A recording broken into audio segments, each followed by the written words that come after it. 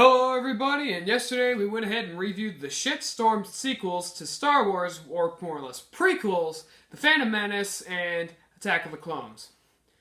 Well, today, we can at least hope for something new.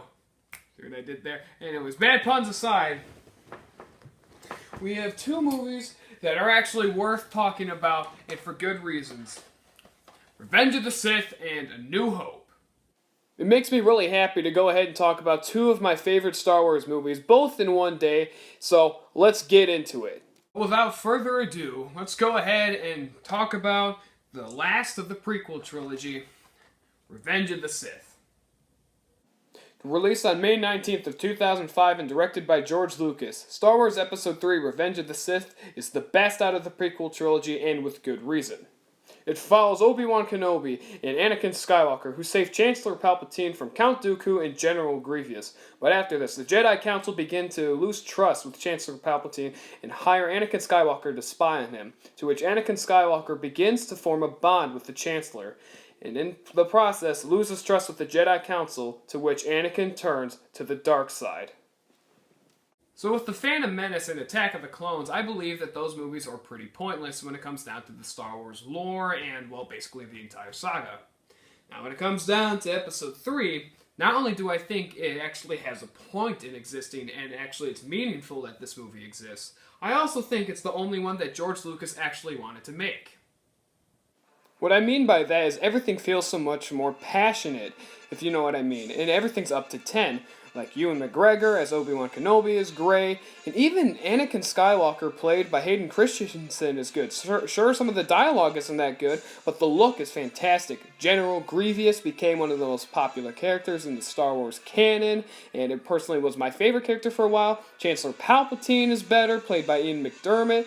And not to mention, the final battle is debatably the best battle in Star Wars history. And as I just said before, the dialogue can get a little hokey, it can get a little cringy, mainly with the dialogue between Hayden Christensen and Natalie Portman. But aside from that, aside from hokey dialogue, everything else in this movie is pretty much superb. The acting's better, the performances are a lot more engaging, the writing overall is better, the tone is better. This movie actually has a point in existing.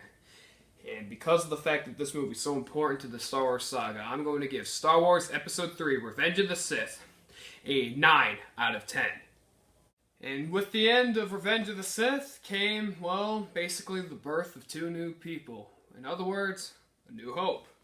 And so, gone with Revenge of the Sith came a new hope. Well, at least chronologically. But if we're going based on historically, this was the first Star Wars movie ever made.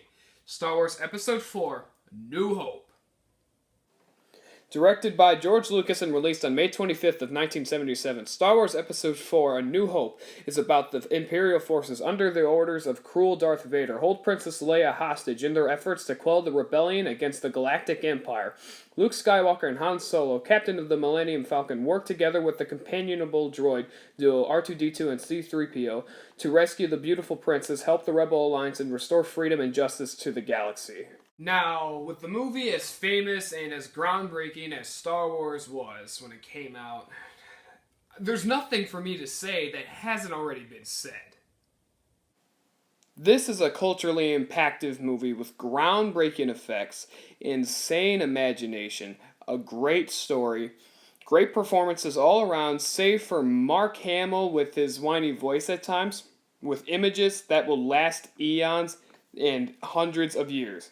I'm going to give Star Wars Episode 4, A New Hope, a 10 out of 10.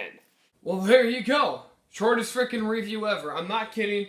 This movie is just that simple to review because, I mean,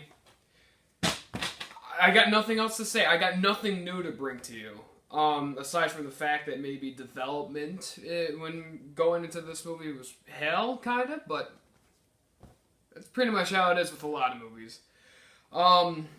Thanks for watching. I hope you guys have a good day, morning, evening, night, whatever the heck time you're watching this, and I'll see you next time.